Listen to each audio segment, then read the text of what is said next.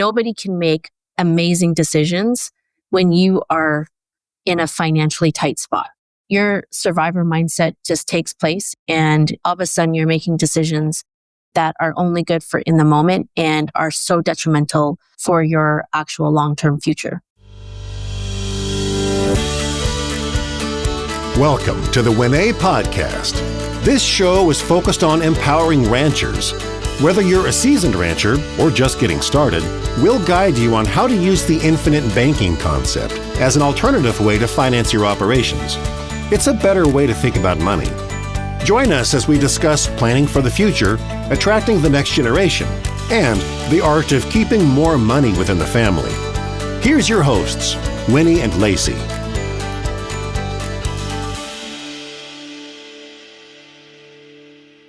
Hey, welcome in to the Rancher Way show. And I'm joined here again with my amazing friend and colleague, Lacy Rowan.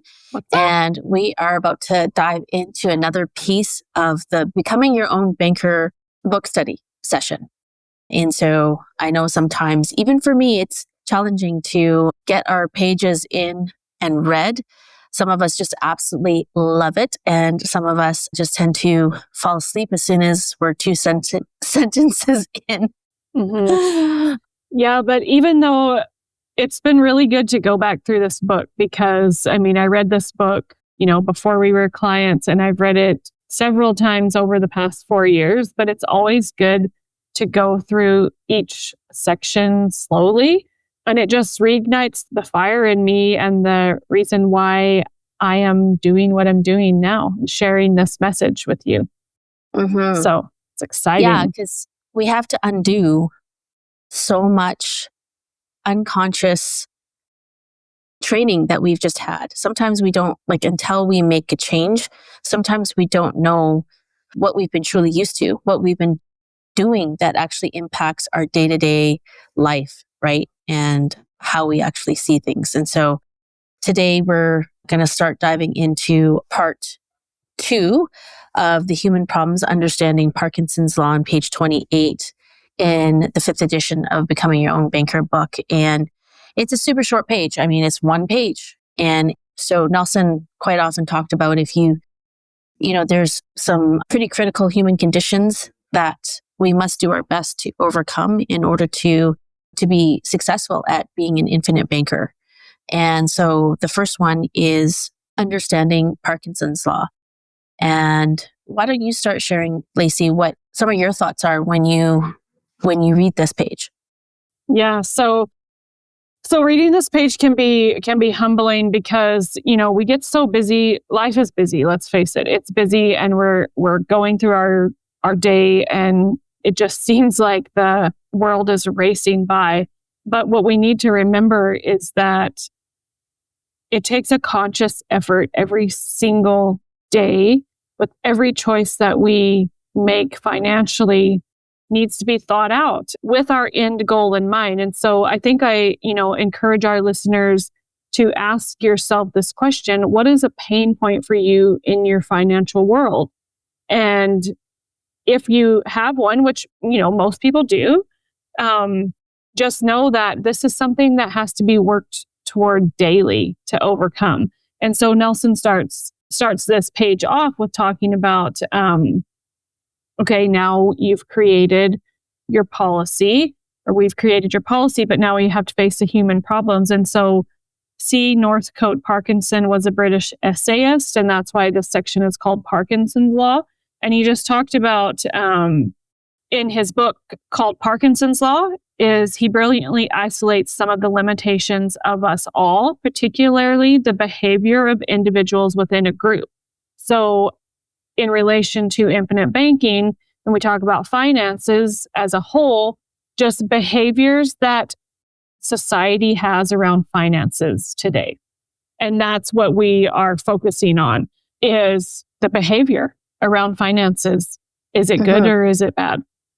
Well, and to really expand on this whole thinking, right? The first human condition that we're focusing on, I use the analogy quite often, especially when people are just really exploring what is this? And doing their best to like wrap their mind around things.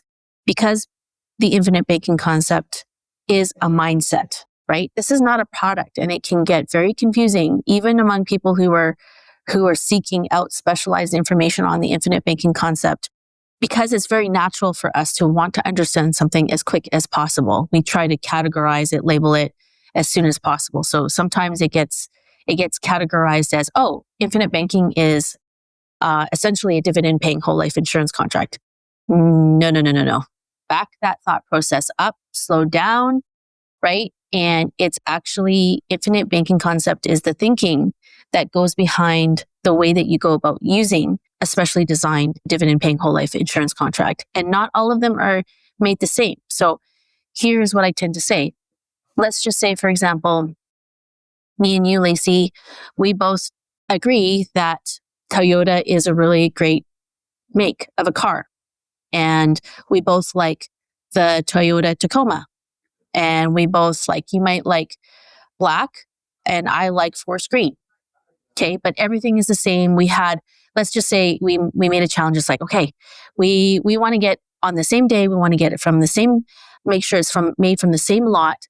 And we pick it up on the same day. We drive off the car, drive off the lot on the same day and make sure it has the same kilometers. And we'll come back in a year and see what kind of condition our vehicle is in. Right. And so the Toyota Tacomas is kind of like represents the dividend paying whole life insurance contract. Okay. So it's the product, right? Right. But the driver behind the vehicle is, one's me and one's you. Mm-hmm. We have different habits. Well, you've been in my car. Like, I mean, it's easier for me than it is for you because you have 3 kids and I've got a grown adult, right? Mm-hmm. So I typically keep a very clean car, right? Let's just put it out there. Winnie's car's cleaner than mine. Okay. Which it's awesome. It feels good when you step into her car and it's so fresh and clean. But yes, this is a very good analogy. Right. And so the thinking behind it is like, we can all take in this information from this book, but the way that we go about applying it is at different stages. Some of us are at different commitment levels, right? Some of us haven't read through the book entirely, so we don't have a completely full appreciation for it, right? Like in how this can, like, applying the infinite banking concept can mean into our lives. And so again, if we step back in a year and looked at what is the condition of each of our vehicles, it's going to be different because our mindset is different. Who's driving the car is different. So if you're out there listening and you haven't, decided to move forward yet, or if you are one of our clients, or even if you're not, again, I hope this serves as a really great reminder. It's how you conduct yourself that matters more. And so Parkinson's law, like if we break it down, he kind of isolated it so that it was work expense to meet the time envelope allowed is one of the first thought processes. He also noted that a luxury once enjoyed becomes a necessity. And he also said expenses rise to equal income. These are all really great examples of what we have to overcome, like our human condition. We tend to be, it's easier for us to procrastinate. The majority of us, we tend to procrastinate, where kind of like if you think of like the last time you were in school and your exam was today, but most of the studying that you did was in the past 36 hours kind of thing, right? And the other thing is like a luxury once enjoyed. An example of that is air conditioning in a car. Yeah, he states that air conditioning in a car. Like I remember back in university when I was still living in Texas, my air conditioning broke in my truck. And I actually went without air conditioning for several months in Texas. Whoa. And I look back now and I'm like, how did I do that? But it does. Like a luxury that was once enjoyed becomes an absolute necessity to most people, right? Yeah. And then expenses rise to equal income. Well, typically, a good majority of us, even when we get a raise or something like that, just because you get a raise does not equal more money being left in the bank. Mm-hmm. You know, the human condition is that you go and you find something else to spend it on. Absolutely. Right? Yeah, I remember having this exact conversation with a friend not too long ago. It's like they were telling me, oh man, I just sold some heifers, feeling like I could splurge a little bit and treat myself. So I bought some bacon. And I wouldn't typically buy bacon. Like we all know, like the cost of bacon is quite high, right? And so that was just she's just like, that's not something I normally do, but I was feeling like treating myself. So I bought some bacon today. And that's a perfect example. Our expenses rise to meet our income, right? Because maybe there is something we've been holding out on that we need or that we want. And when we get that boost in income, we feel the freedom to do that. Mm-hmm. And so Nelson actually boldly says, and if you can just imagine Nelson being from the South in a Southern accent saying this, he said, well, you know, if you cannot overcome, so, you know, Parkinson's law, right? The three things that we just described, it has to be something that we do our best to overcome daily. And if you cannot do so and attempt to even overcome it, then he said, just go ahead, give up, because you are destined to become a slave. So that is the difference. He said, this kind of thinking, if it goes unchecked and you do nothing about it, you are enslaved to others. And that is the ultimate result of all of that. So he also goes on to share, like, so not to be like a negative anybody, but he says, like, you know, the good news is you have an opportunity to overcome it. Right? Mm-hmm. And if you can do that, then you literally win by default, because most everyone else around you will not. Yeah. And I think too, in the world that we live in, where it's information overload, you can't turn on your phone without there being some sort of information flooding to you, or your email inbox, or, you know, Google, whatever it is. And so I think that it's probably even harder in this day to overcome Parkinson's law on a daily basis, because we have so many things coming at us that you truly do have to say to yourself, like, and for me, like, I'm a Christian, I'm a live for Christ type of woman. And every day I say, Lord, help me be content with what we have. Because the world is screaming at us, we need this, we need that. And then if we speak to the agriculture world, is the information screaming, you need the latest and greatest tractor, you need the latest and greatest combine, you need a new feed truck, a new bale deck, like what, you know, it's all relative to each of our situations. And it is something that we do have to overcome every single day, because it's not always easy to not look over the fence and say, well, what are the neighbors doing? Or what are my friends doing? Or why do they seem to have it easier than me? And when it comes down to it, I mean, I don't necessarily think or believe that one person has it easier than the next. We all face our own competing factors and challenges. And it's whether or not we work to overcome that every single day. And sometimes it's moment by moment. Mm-hmm.